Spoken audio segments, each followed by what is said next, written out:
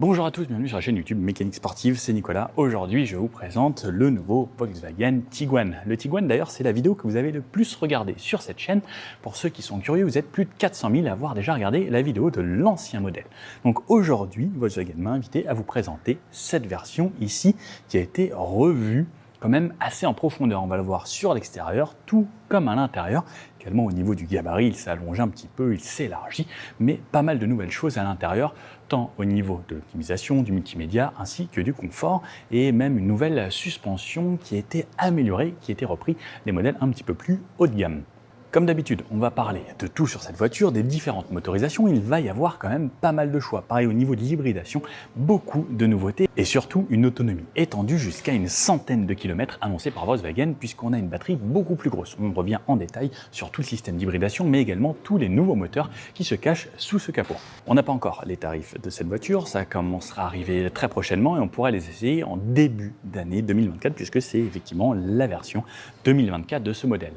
Au niveau des finitions, elle sera disponible en finition Tiguan, Life Plus, Élégance, Airline et Airline Exclusive qui sera le modèle le plus haut de gamme et peut-être, si vous êtes sage, et selon les malus, etc., il y aura une version Air comme il existe actuellement, un petit peu comme la Golf R. Ça, c'est vrai que c'est sympa. On retrouvera toujours des moteurs TDI, TSI, iTSI et e-hybride. La version qu'on a aujourd'hui ici, c'est une version e-hybride. On va pouvoir voir qu'il y a une nouvelle recharge également, en plus de cette nouvelle batterie. On reprend la plateforme MQB Evo qui nous permet d'apporter pas mal de modifications et surtout d'avoir pas mal de moteurs ainsi qu'une version hybride rechargeable. Pas de version 100% électrique puisque chez Volkswagen, on se concentre sur les versions ID pour les versions 100% électriques et ça, c'est une bonne chose de différencier les deux. Après, je sais que certaines personnes, comme chez certaines marques, par exemple Peugeot qui a fait la 208 et i208, exactement le même look, mais soit en thermique, soit en électrique. Là, ils ont fait le parti pris de pouvoir faire une gamme 100% électrique et une version hybridée, même si on peut rouler en 100% électrique avec des versions hybrides rechargeables sur pas mal de kilomètres, surtout s'ils annoncent 100 km. Au niveau des motorisations, donc, on aura pas mal de choix. Surtout en France, on se concentrera sur les versions diesel. Donc, en diesel, on a un 2 litres qui fera 150 chevaux ou 193 chevaux, qui seront les versions 4Motion, c'est-à-dire des 4 roues motrices. Et oui, on garde quand même le 4 roues motrices pour les gens qui habitent à la campagne, mais on aura également une version essence en 2 litres également, comme la version diesel, en 204 chevaux ou 265 chevaux en 4Motion également. Ensuite, il y aura des versions iTSI. C'est une version avec une micro-hybridation 48 volts qui permet à l'alternodémarreur de redémarrer le moteur plus rapidement et avoir des petites phases hybrides. Donc ça veut dire qu'on va rouler, par exemple, lorsqu'on décélère ou qu'on freine en électrique, le moteur va se couper un petit peu plus vite et gagner un petit peu en autonomie et en consommation. Ils annoncent jusqu'à 1,5 litre d'économie par rapport à un moteur TSI de base.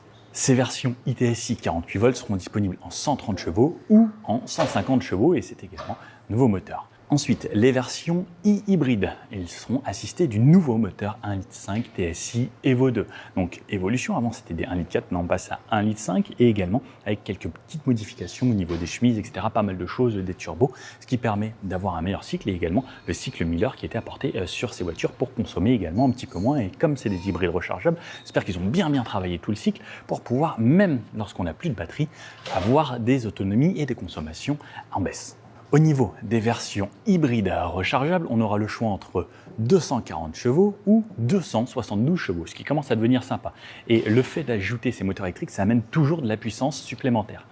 Les moteurs, donc, le 1,5 litre sera 150 chevaux plus 115 chevaux en électrique ou 177 chevaux plus toujours les 115 chevaux en électrique, donc ce qui amènera ces puissances cumulées de 204 ou 272 chevaux. Et ensuite, selon les pays, ça viendra peut-être ou pas en France, soit juste le 1,5 litre TSI Evo 2 en 150 chevaux ou en 177 chevaux, mais on aura plutôt les versions 48 volts, nous, par rapport au malus qu'on a en France. Au niveau des versions hybrides rechargeables, donc nouvelle batterie. Avant, on avait aux environs de 10 kWh, là on passe à 19,7 kWh, ce qui est bien plus gros et ce qui permet donc 100 km. J'ai hâte de tester ça, vous me connaissez sur la chaîne, on fait toujours les tests d'autonomie.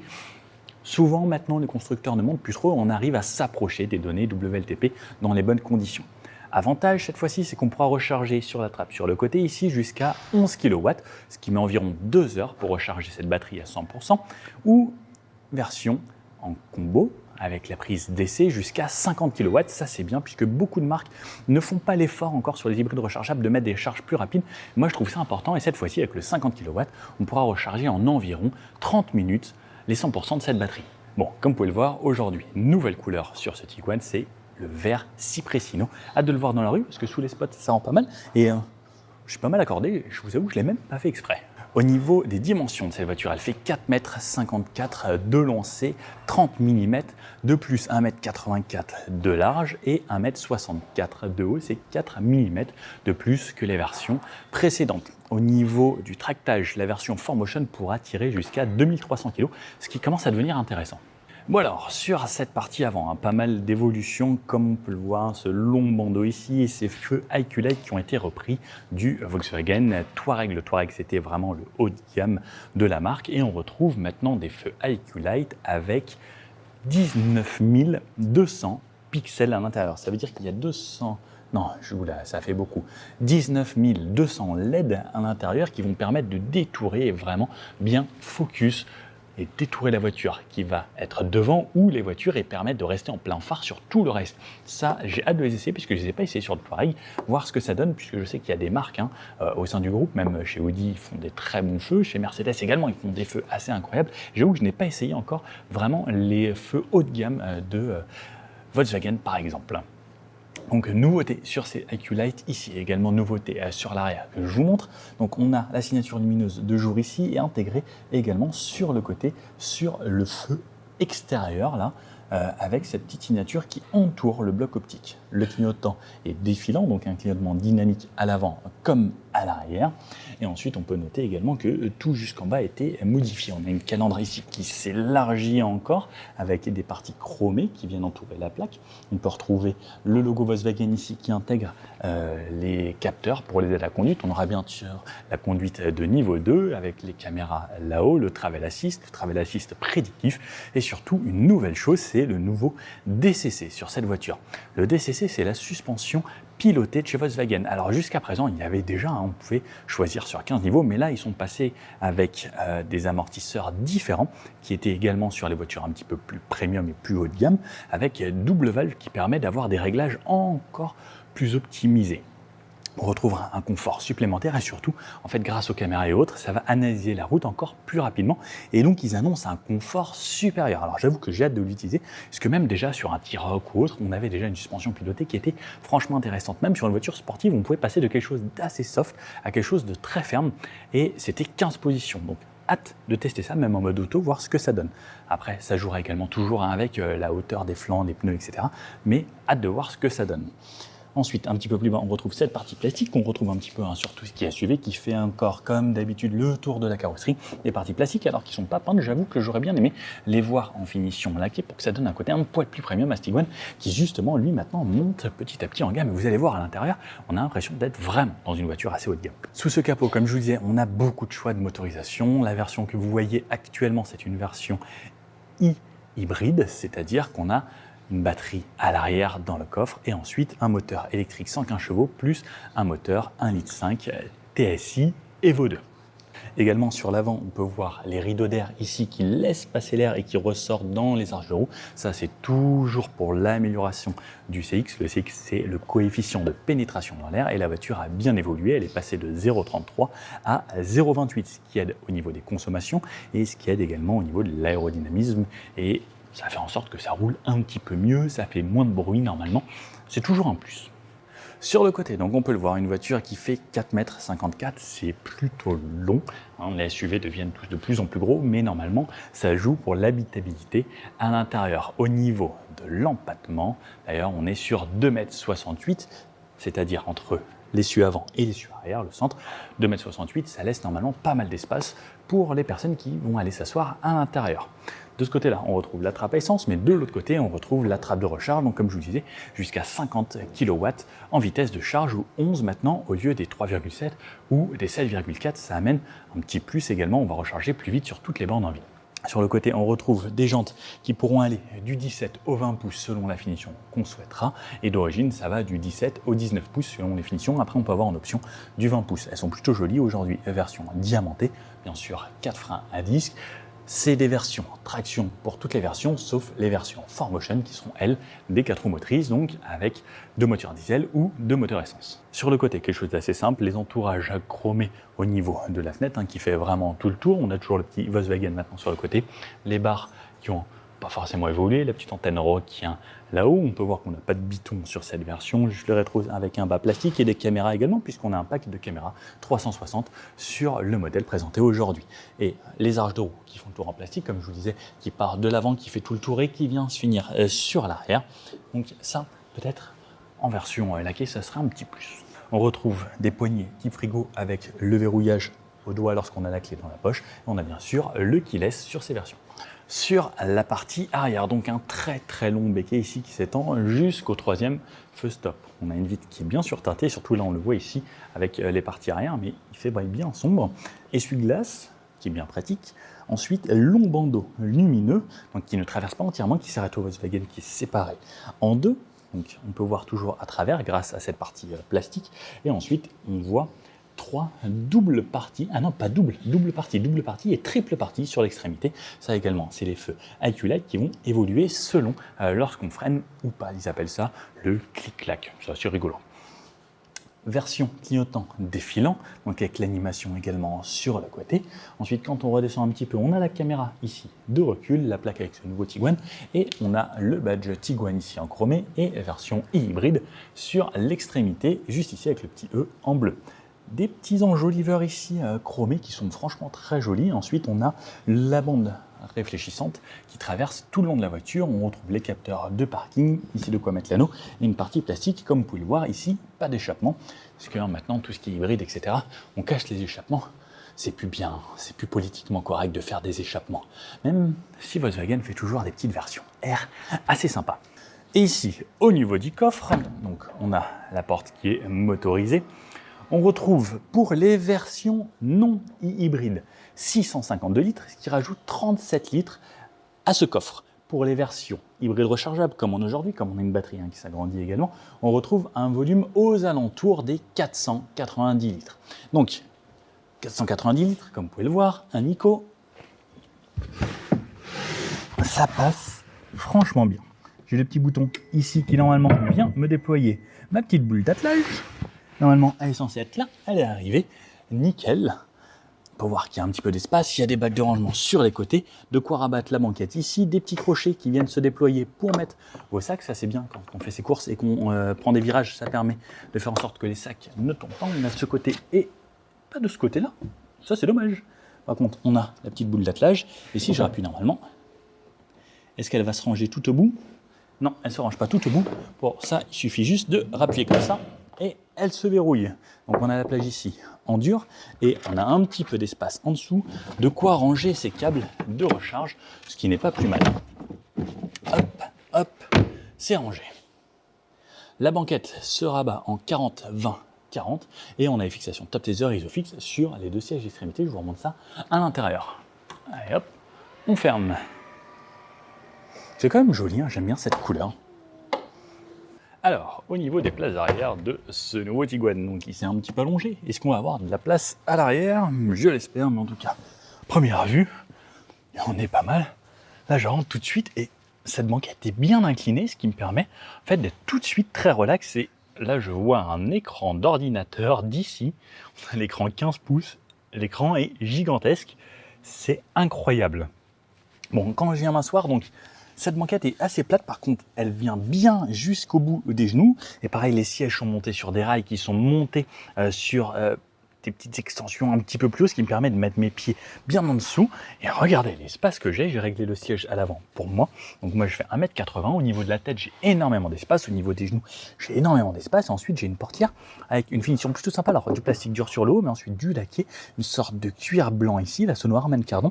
Et comme vous pouvez le voir, sur l'extrémité ici, en fait, je vais avoir une petite LED que je vais pouvoir personnaliser au niveau des couleurs. Donc ça, c'est une nouveauté également. Ensuite, la coudoir ici qui est moussée d'une sorte de cuir et des petites surpiqûres. Franchement, on est dans de belles prestations. On a les bacs ici pour les bouteilles qui sont avec de la moquette à l'intérieur. Après, on reste sur du plastique dur, mais plutôt qualitatif.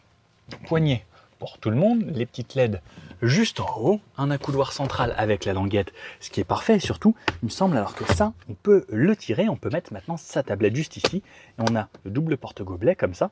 Alors ça, c'est quand même plutôt cool, j'aime bien, c'est original.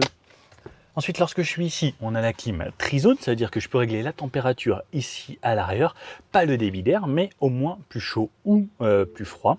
Et également, j'ai 2 ports USB type C. Ah, et en fait, il y a une climatisation vocale.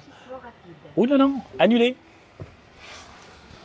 Oups, la commande vocale, elle m'a entendu et elle s'est dit tiens, je vais mettre la climatisation rapide. C'est pas du tout ce que je voulais.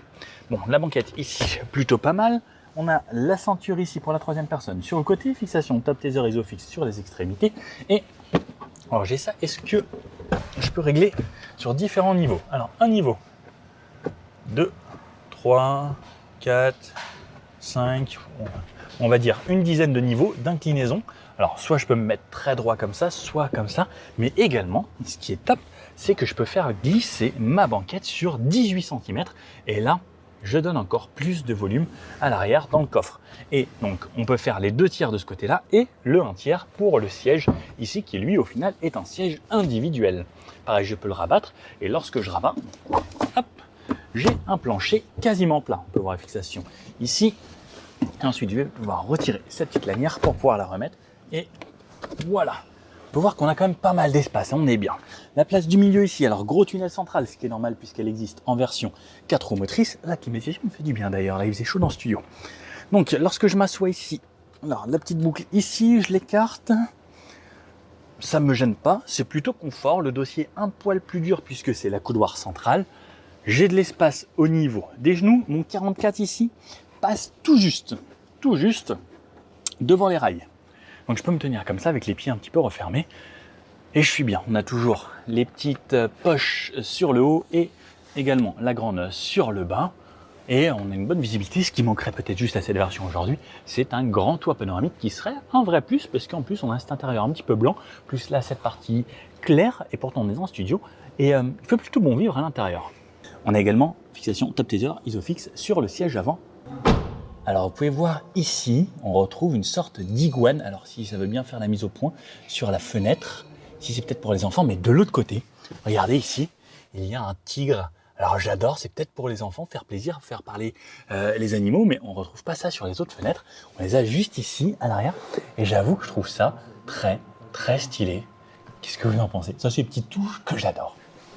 Bon, cet arrière ressemble de plus en plus au grand frère, le Touareg.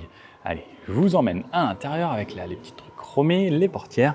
Et regardez, tout de suite à l'intérieur, là vous allez voir déjà le grand écran là-bas. Alors là, comme c'est démarré, je vais venir... Chut, silence. Voilà.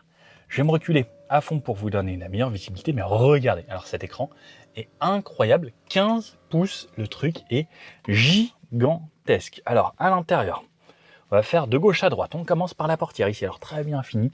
Les petites surpiqûres, c'est moussé, c'est joli. La poignée, très sympa. Le verrouillage. Et comme on peut le voir, il y a des couleurs ici. Donc avec des LED à l'intérieur dans ces petits traits qui sont intégrés. Partie ici blanche, surpiqûre. C'est très travaillé sur la partie avant. Comparé à l'arrière, il y a vraiment une réelle différence. C'est vrai que c'est le conducteur souvent qui achète sa voiture. Donc c'est lui qui mérite d'en profiter le plus. Les fenêtres. Ici, les réglages des rétros avec le désembuyage, les rabattre. De ce côté-là, on a la trappe à essence et ouvrir le coffre. Ici, on a les modes pour les feux. Donc, je peux mettre plein phare, désactiver, le mode auto. Donc là, par exemple, ça m'a activé les phares et j'ai le plein phare. Comme vous pouvez voir, ça éclaire vraiment bien avec ces feux IQ Light avec 18 ou 19 000 pixels. C'est juste incroyable. Ensuite, on remonte un aérateur de ce côté-là, qui est plutôt joli, assez simple. Un écran ici, un écran ici. Celui-ci est énorme, je crois. La résolution, c'est 2240 par 1000 et quelques. Donc, c'est en gros la résolution d'un bon ordinateur. Comme vous pouvez le voir, on ne voit pas du tout les pixels. Et c'est également le nouveau système multimédia qui va apparaître sur la ID7. C'est MIB4. Donc, normalement, c'est censé être plus rapide. Plus sympa, ouais, ça a l'air de bien fonctionner. On a la barre vue d'en haut, on a des raccourcis en bas avec toute la climatisation, toujours en tactile. Alors ça, on aime ou on n'aime pas. On peut synchroniser, on peut mettre le mode éco, on a toujours ça. Et alors je voulais pas auto, climatisation Ici, je vais l'éteindre et comme on peut le voir, donc je peux activer ou désactiver la climatisation. Où est-ce que je vais le faire? Donc, bon, on trouve la même chose, mais ça marche quand même bien mieux qu'avant. Une touche raccourci ici pour retourner ici au menu. J'ai toujours les widgets, mais les widgets sont devenus énormes. Tesla, on n'a plus rien à leur envier avec cet écran énorme. Et regardez là, surtout qu'on a notre écran à nous pour le conducteur. On peut configurer pas mal de choses. Et comme vous pouvez le voir, hein, franchement, c'est rapide. C'est franchement bien. Plus là-haut, nos raccourcis qu'on souhaite, la luminosité qu'on peut régler. On peut passer en mode sombre, on peut passer en mode clair également, si on préfère le blanc. J'avoue que le sombre, ça allait pas mal. Donc sur ces petits raccourcis, juste ici, liste des radios, etc. On peut enregistrer pas mal de choses. Donc le volume, ici, hop, et le bizone pour la climatisation. 2 aérateurs en plein centre avec le warning. Et on retrouve également cette partie qui va se colorer en LED de ce côté-là, tout comme dans la portière ici à droite. Et là, on peut voir le nouveau T-Cross dont je vous ai fait une vidéo. C'est le nouveau T-Cross 2024 également. Partie blanche. Franchement, c'est très bien fini. J'ai l'impression d'être dans une version vraiment plus haut de gamme de cette voiture. Ensuite, ici, on a un support là pour le téléphone. On a encore deux en dessous pour les téléphones avec chargeur par induction juste ici. On retrouve le bouton démarrer et cette partie qui est toute nouvelle ici. Regardez, là, je peux passer du volume. Alors, je ne sais pas trop comment ça marche. Joy. Et là, je vais pouvoir personnaliser mes ambiances. Regardez, minimal. Et ça me change les thèmes de la voiture. Si je passe en minimal, je suis passé en bleu. Tout est passé en bleu à l'intérieur. Et pareil, si je rappuie, je peux repasser en lounge par exemple. Et donc là, tout est passé en violet grâce aux petits éclairages, même à l'intérieur. Ici, cette touche est passée et ça sert de volume également. Ou quand j'appuie une fois, à changer les thèmes de la voiture avec un raccourci. Contre les cancers de demain, c'est aujourd'hui qu'il faut agir. Voilà. Et d'ailleurs, donc cette molette, donc volume, j'appuie dessus et si je switch, je passe des thèmes à le mode de conduite, donc soit éco, confort, sport ou individuel, comme on peut le retrouver d'habitude sur l'écran avec le mode drive mode. Mais donc là, ce sera ici cette fois-ci.